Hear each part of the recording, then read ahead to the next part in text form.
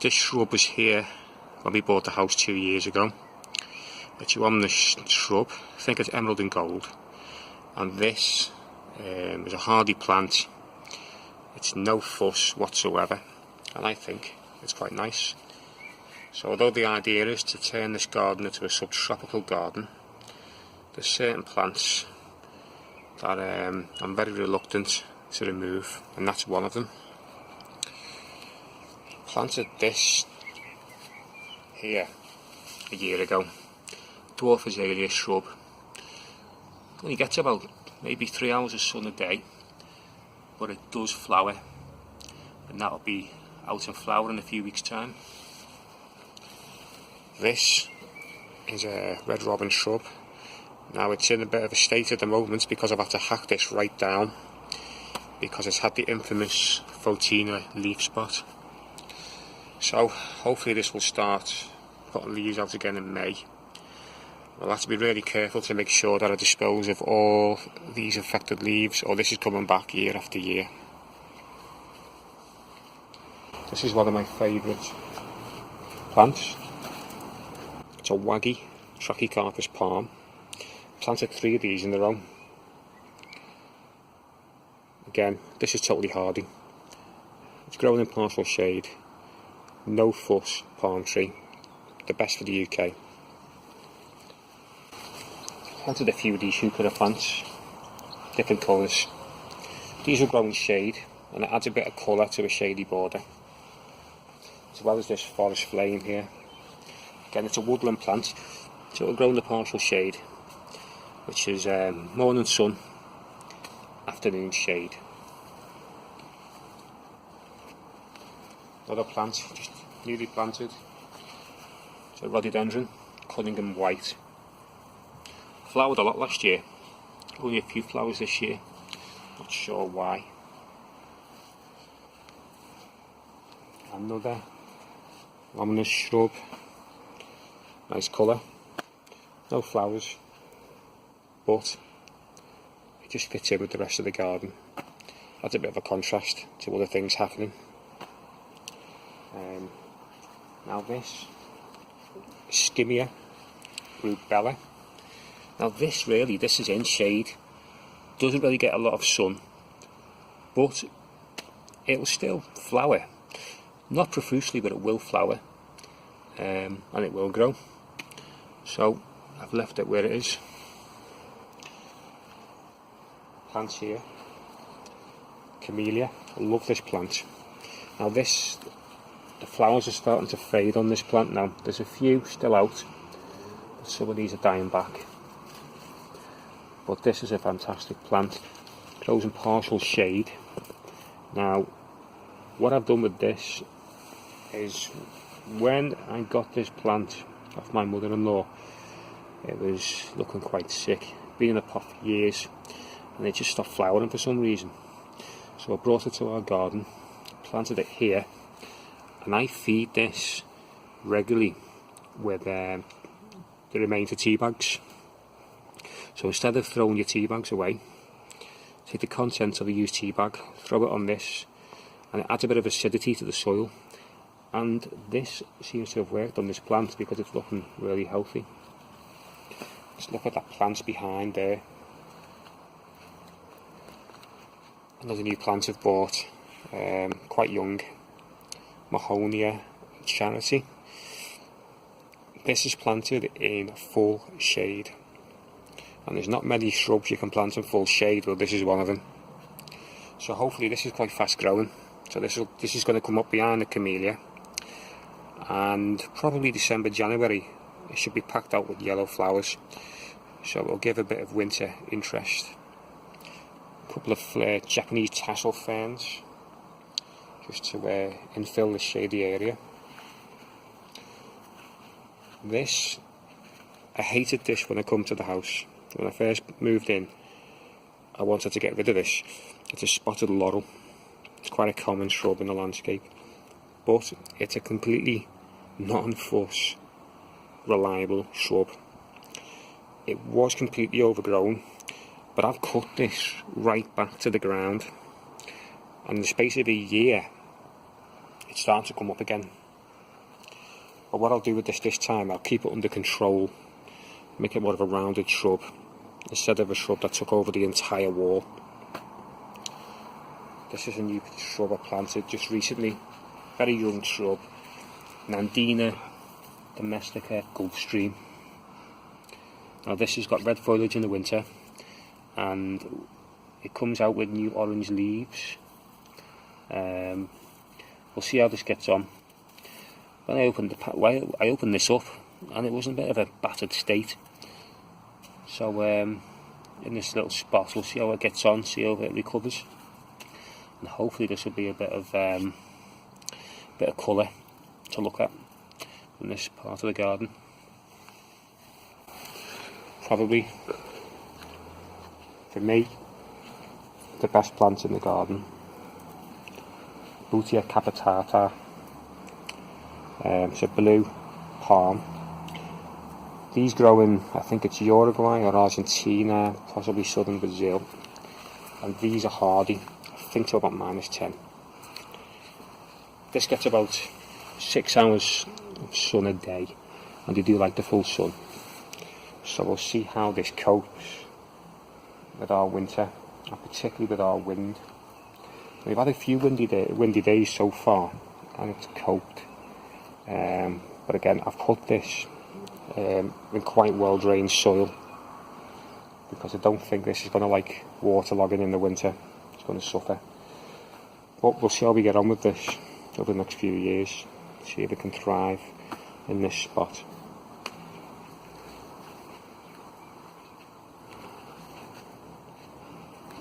Another common one in the garden centre, it's a hebe. I can't remember the name of this. It's not a heartbreaker. It'd be a magic summer, I'm not sure. But these add a bit of colour to your border. Another Yuan shrub, Emerald Gaiety. So we hope with this is that this is going to grow up against this wall. Now this is a north facing wall. So it only gets sun really late on. So hopefully this is going to cover this wall. It's going to take years. Well, that's the plan. This is quite a healthy looking Chimerops palm, Mediterranean fan palm. This is really tough, and it will cope with our harsh winters when we get them. This will clump, so it sends out new like suckers at the bottom. Now I don't like the sucker in Mediterranean fan palm, so I cut them off at the bottom. And then what you're trying to do is you're trying to encourage a single trunk, and hopefully I'll succeed with that one. Another forest flame in the back. I don't know the name of this. It's a hebe, got purple flowers, and it grows quite quickly. It's only a young plant. Hoping this will take over this area and I'll get some flowers around about September. Cordyline australis. Now this is in shade for half the year, so it's only early in the sun in the 6 months of the year. So it is growing slowly, but it is growing. So hopefully in a few years time I'll get about 4 to 5 foot. This is a typical plant you'll find in most garden centres around about this time of year. Asiatic lily, should be flowering in May. Cheap and cheerful, little perennial.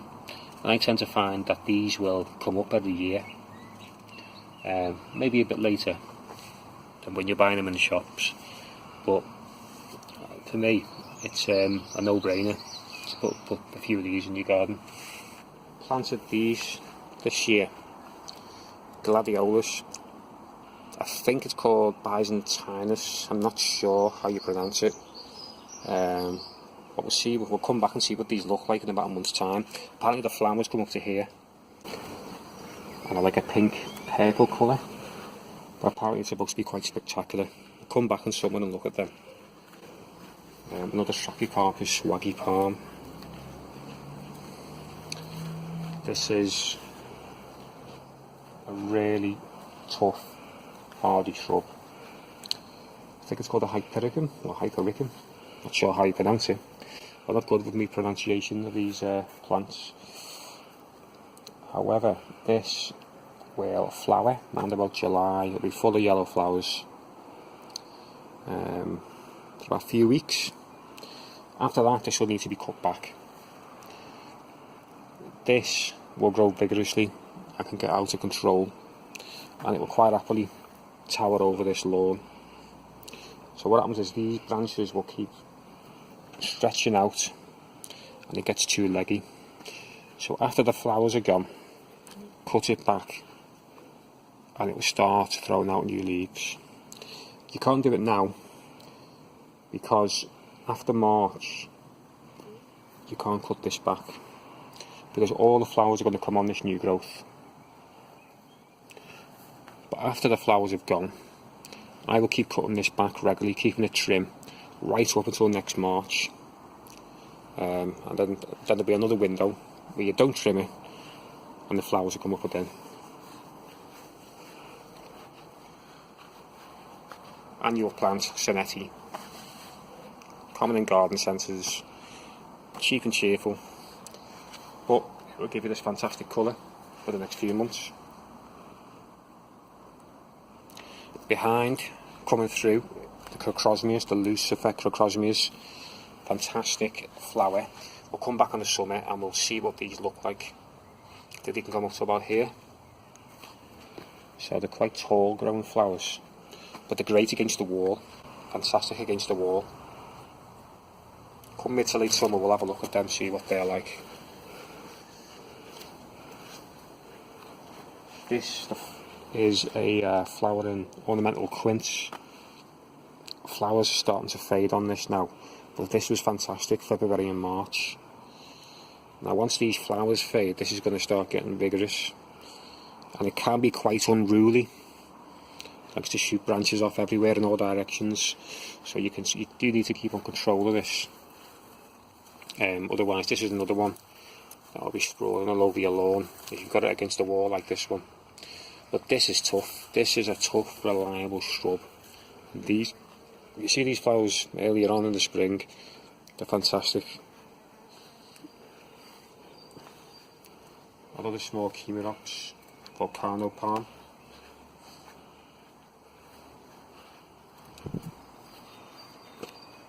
Put this one back into almost like a tree form, and it's a Pyracantha.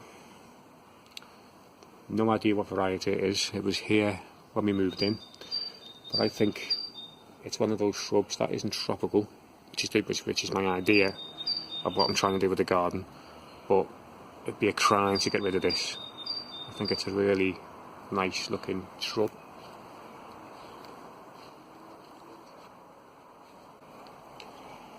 Planted some salvias. These are Nemorosa salvias, East Friesland. Not sure what those small ones are there, but that's East Friesland. Now that comes up on these purple spikes up to about here, and this is a totally reliable perennial, and it will come up every year without fail.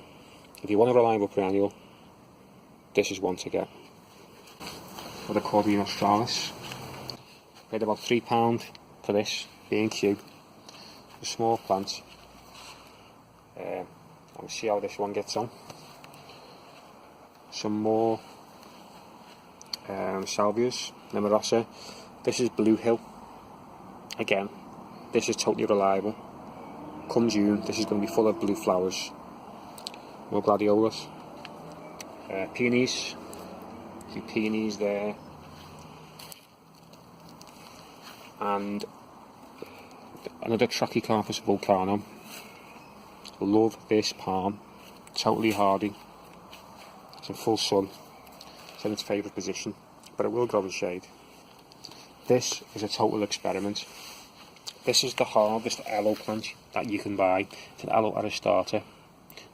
It's suffering a bit of stress at the moment because I've literally just planted this in the ground in like a sandy soil. Like I said, it's an experiment. I'm going to see how this gets on. See if it can survive our winters, because apparently this is the hardiest aloe plant you can plant.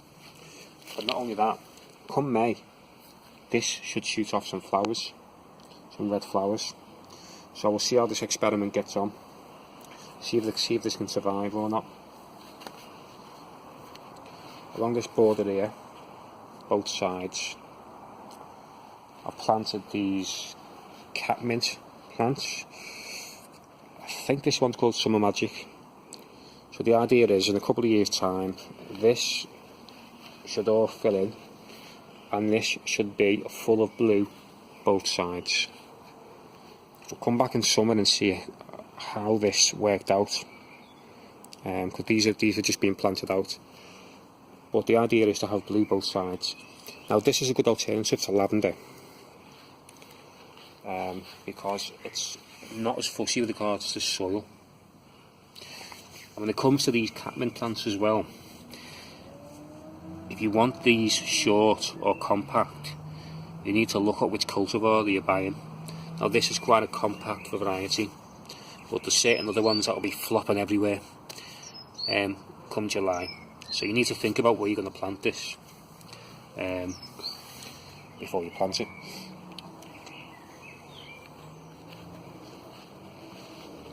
These lavenders have done the business for me for about 3 years. This year though, they've suffered badly.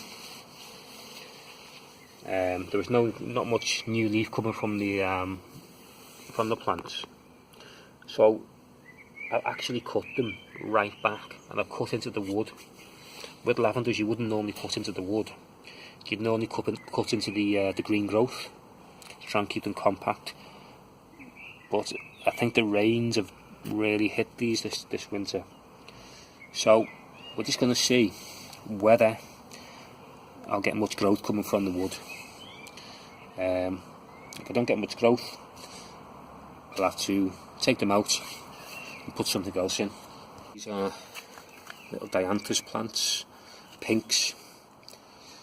Now I've had these about a year, and they've got like a few little nice flowers on them. The thing with these is that they can look battered after a bad winter. They don't like winter wet at all. But this little selection here, I've done okay. I might get another couple of years out of these. But these are a great plant for a sunny spot.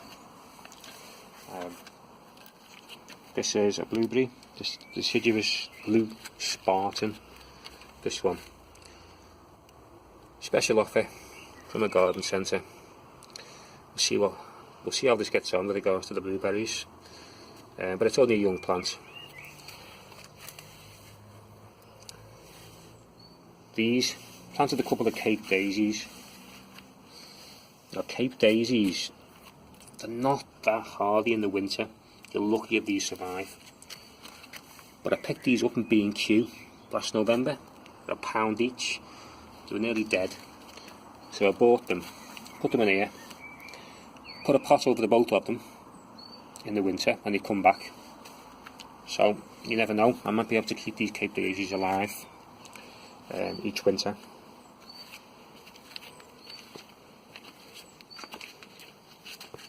Another shrub that was already here when we moved in, the Euonymus shrub. And for me, it's a brilliant shrub. Not much in the way of flowering, but I love the foliage. Wallflowers, I don't know what variety they are, but these are prolific, constantly self-seeding all over the place. But because they're constantly making new plants, I've constantly got new places to put them. Plum tree, I've had this a couple of years. I mean, yet to have any plums out of them, but there's a few flowers on there. So we'll have to see how we get on with that. See if we get some plums out of it. Fantastic shrub, and Mulgaiety, starting to crawl up the wall. Great for the wall, this shrub. Another waggy plant. That's some dianthus. Now, if you look at these 3 dianthus here, these have come through the winter. This one hasn't. That's what can happen to dianthus plants after a couple of years. Have a bit of rain in the winter, and it looks like that. So, don't know why these two look better than that one, but we should get another summer out of these two. Cherry Ingram, on for loads, Cherry Ingram, little ground cover, nice little plant, we'll go in partial shade. Flowers around about April, March, April, so it's a bit of colour before the summer comes. Red Star Cordyline, not too hardy. We get a bad winter, this is going to be damaged, but they're cheap, so I thought I'll try one. See how we get on with it. We might get a few winters where it'll grow for a bit. This one, a Volcano, Chimerops palm. Now this is confusing me. You can see these fronds here are tiny. I don't know why. I'm thinking that during the beast from the east it's been damaged in the root system, and therefore it's coming up at these tiny fronds. It's green though, it's not going yellow. There's new fronds coming through, but there's just no growth. I'll keep an eye on this, because I have no idea why that's happening. Another biggie on this shrub. This has been here for years, but you can tell variegations has come out of this shrub. Still looks good though, even without the variegation. This doesn't go along with the tropical theme, but I love this. Always comes up with the goods every year. It's a Falstaff red apple. It's only a young plant. I've cut it back to fit into this little spot. But this will always come up with the goods every year. You get a few apples from this. Just planted some geraniums, dwarf geraniums. I think these are called, can't remember what they're called now. But these are one of the smaller geraniums that you can, Max Fry, that's it, Max Fry. Pink flowers on them, little ground cover. We'll see how these get on in the summer. Another Volcano palm, one of the best palm trees you can buy. Cordyline australis. Little gooseberry tucked away here. It's a red gooseberry. There's a few flowers on that. See how we get on with that in the summer. Grape hyacinth, totally trustworthy perennial. Starts flowering around about March. It's starting to die back a bit now, but a totally reliable perennial. A few different types of hebes, different foliage colours, and I've got this peach tree. That peach tree flowered the first year, and I got some fruit. Last year I got peach leaf curl. I had to cut it back really hard. So what I did with this, in the winter I completely sprayed this with a copper spray. And there wasn't much copper in that spray, but touch wood, there's no leaf curl this year. So hopefully next year we might get some peaches. Now the problem you've got with peach trees, they flower early, so you may need to hand pollinate this if you want some fruit. Now this is a Trachycarpus palm, or waggy. This palm is a prime example of why you need to avoid planting certain palms in a windy spot. Now this is one of the stiffest leaves you can buy in the palm, but it's been shredded by strong winds. Now this is the reason why I prefer to buy these as opposed to the bog standard Trachycarpus fortunei. The standard fortunei palm tree will be ripped to shreds in this spot in the garden. Because if you think of the damage it's done to this, can you imagine this on the less stiffer leaves of the fortunei? But it's got some new leaves coming through here, so this will happily recover. Planted these along the front. Campanulas. These will be full of purple flowers come summer. This is yucca. Fantastic plant.